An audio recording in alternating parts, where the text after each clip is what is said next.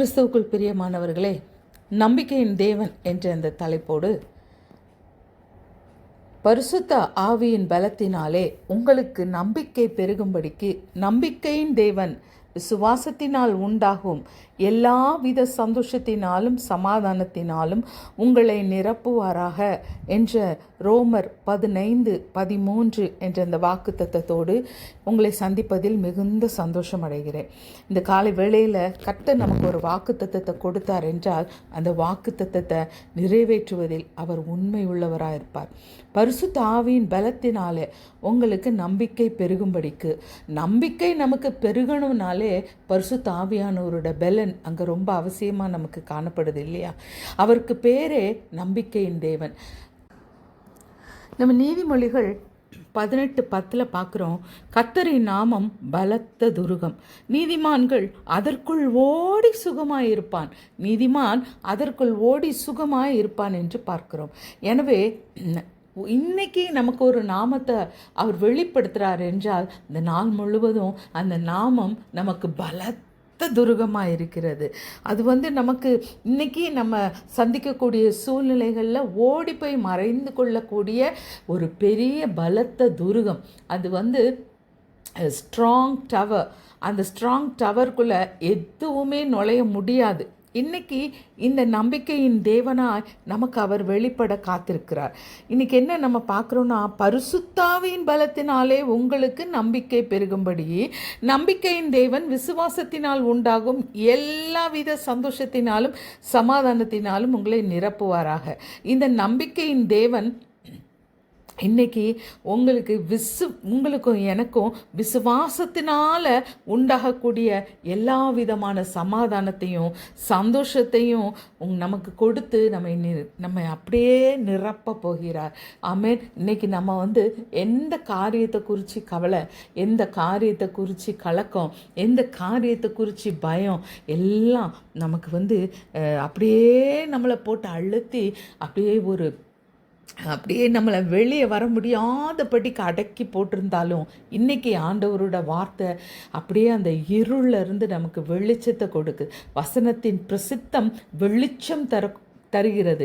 இந்த நாளிலும் பரிசுத்த ஆவியானவர் தாமே எல்லாவற்றுக்கும் மூல காரணமாக இருந்து அவருடைய பலத்தினால நமக்கு நமக்கு அப்படி வரக்கூடிய எல்லா விதமான சோதனைகளின் நேரங்கள்லையும் நம்ம பயப்படுகிற கலக்கமடைகிற அந்த காலங்கள்லையும் அவர் பலத்தினால நம்மை நிரப்ப போகிறார். அவர் பலப்படுத்தினா மட்டும்தான் நமக்கு நம்பிக்கை பெருகும். அந்த நம்பிக்கை நமக்கு பெருகும்போது அந்த நம்பிக்கையின் தேவன்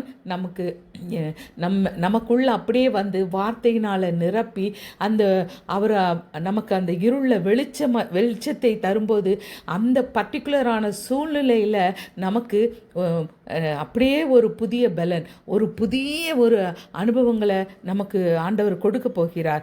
அந்த மாதிரி ஒரு கலக்கமடைந்த சூழ்நிலையில் நமக்கு விசுவாசத்தை உண்டாக்க போகிறார்.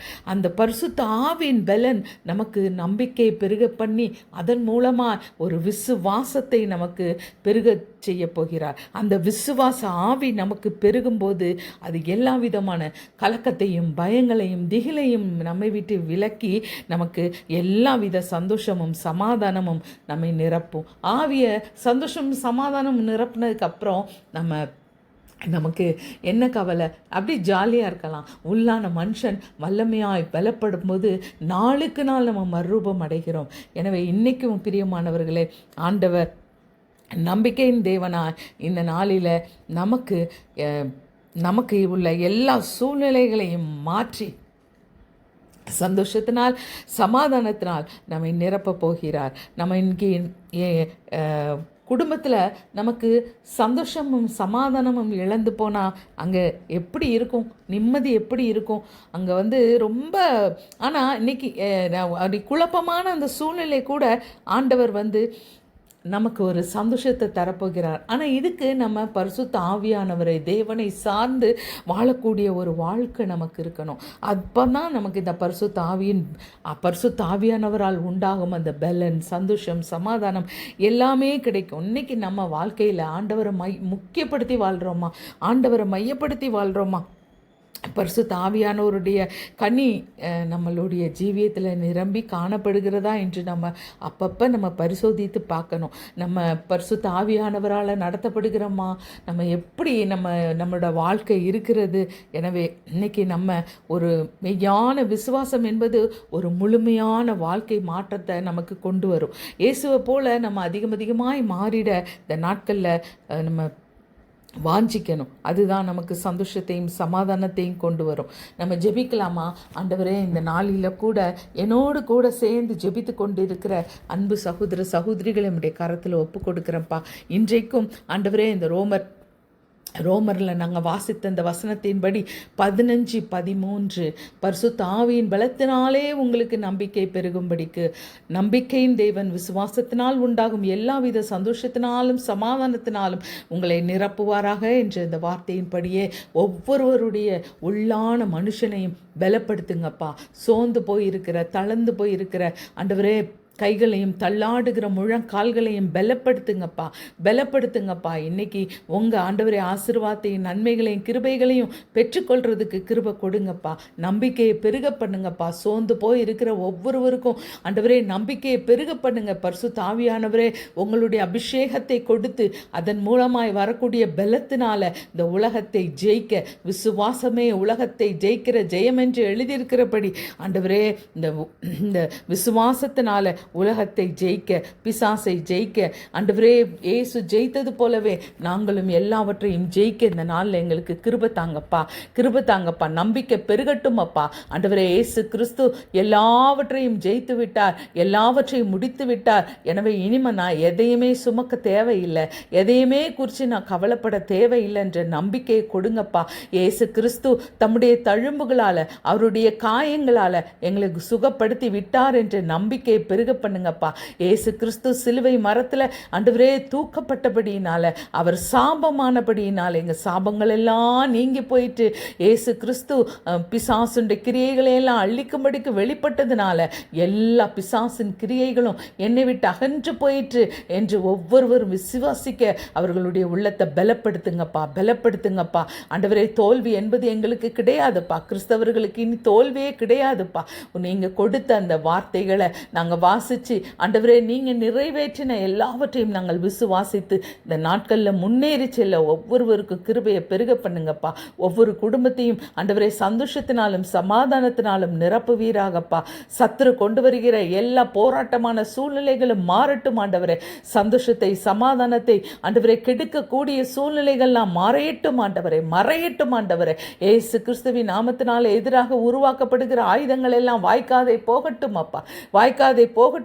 கர்த்தருடைய பெரிதான கிருபை ஒவ்வொருவரையும் தாங்கி நடத்தட்டும் அப்பா. இந்த நாளிலும் கூட சந்தோஷத்தையும் சமாதானத்தையும் நிறைவாய் கொடுக்கிற நம்பிக்கையின் தேவன் ஒவ்வொருவருடைய வாழ்க்கையிலையும் ஆண்டவரே நீர் பிரகாசித்து ஆண்டவரே சந்தோஷத்தினாலும் சமாதானத்தினாலும் நிரப்புங்க. சூழ்நிலைகள் தலைகீழாய் மாறி போகட்டும், தடைகள் தாமதங்கள் விலகட்டும் ஆண்டவரே. தேவ தயவுகள் மனித தயவுகள் இன்றைக்கு உண்டாகி பெருகட்டும் அப்பா. ஒவ்வொருவருக்கும் தூரத்திலையும் சமீபத்திலையும் இருக்கிற ஒவ்வொருவரையும் தேவ பாதுகாவலால் நன்மைகளால் கிருபைகளால் நிரப்புங்கப்பா ஆண்டவரே. நன்மையும் கிருபையும் ஜீவனுள்ள நாளெல்லாம் தொடரும் என்று சொன்னீங்களே, அந்த நன்மையும் கிருபையும் ஜீவனுள்ள நாட்கள் எல்லாம் எங்களை தொடர்ந்து வரும்படிக்கு கிருபை தாங்கப்பா. எல்லாவற்றையும் கரத்தில் ஒப்பு கொடுக்கிறப்பா. எல்லா துதியும் கனமும் மகிமையும் ஒருவருக்கே செலுத்துகிறப்பா. இயேசு கிறிஸ்துவின் நாமத்தினால, இயேசு கிறிஸ்துவின் இரத்தத்தை சூழ்நிலைகளுக்குள்ள ஜெயம் ஜெயம் என்று தெளிக்கிறோம் அப்பா. ஆண்டவரே, சிறுவர் முதல் பெரியவர் வர ஒவ்வொருவரையும் ஆண்டவரே இரத்தத்துக்குள்ளாய் அர்ப்பணிக்கிறோம். ஆவி ஆத்துமா சரத்தை இரத்தத்துக்குள்ளாய் அர்ப்பணிக்கிறோம். இந்த நாளினுடைய எல்லா காரியங்களையும் இரத்தத்துக்குள்ளாய் அர்ப்பணிக்கிறோம். கர்த்தர் தாமே எங்களை தொடர்ந்து நடத்துவீராக. இரத்தம் ஜெயம், இரத்தம் ஜெயம், இயேசு கிறிஸ்துவின் இரத்தம் ஜெயம் என்று ஆண்டவரே நாங்கள் எங்கள் வீடு முழுவதும் இரத்தத்தை தெளிக்கிறோம். போக்கில் வரத்தில் தெளிக்கிறோம். எங்களுடைய மனது ஆண்டவரே, எங்களுடைய ஆவி ஆத்துமா சரத்தில் நாங்கள் தெளிக்கிறோம் அப்பா. இயேசு கிறிஸ்துவின் இரத்தத்தை ஜெயம் ஜெயம் என்று தெளிக்கிறோம். ஆண்டவர் படைத்த வெற்றியினாலா இந்த நாள் மாறட்டும். நம்பிக்கையின் தேவன் ஒவ்வொருவருக்கும் நம்பிக்கையை பெருக பண்ணி ஆண்டவரே வழி நடத்தும்படியா இயேசு கிறிஸ்துவின் நாமத்தில் ஜெபிக்கிறேன் எங்கள் ஜீவனுள்ள நல்ல பிதாவே. ஆமேன், ஆமேன்.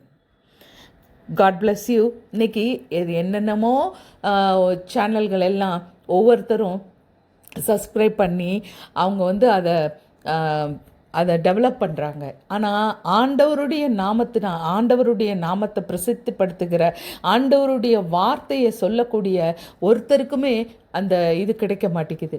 உங்களால் எத்தனை பேருக்கு இந்த மெசேஜை அனுப்பி அவங்க கடந்து போகிற சூழ்நிலையில் அவங்களுக்கு ஒரு வெற்றி வாழ்க்கையை கொடுக்க முடியுமோ, அதுக்கு நீங்கள் ஒரு கருவியாக இருங்களேன்.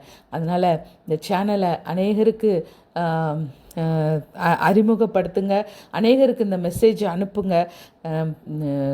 எல்லாரும் பார்க்கட்டும், கேட்கட்டும், தேவ ஆசீர்வாதத்தை பெறட்டும். அதுக்கு நீங்களும் ஒரு வாய்க்காலாக இருங்க.